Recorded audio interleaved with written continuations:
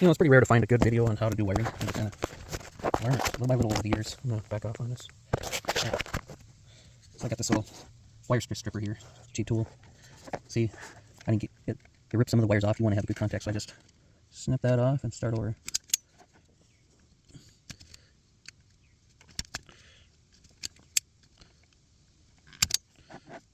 Nope, it didn't get it properly. So.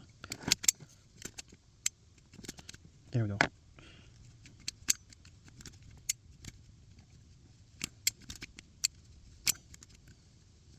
There we go, got it.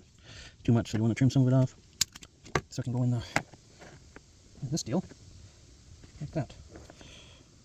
Then you take your crimping tool.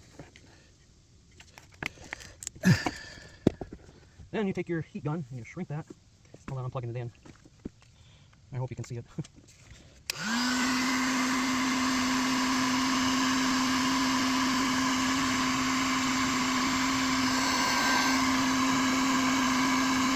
I just do one at a time.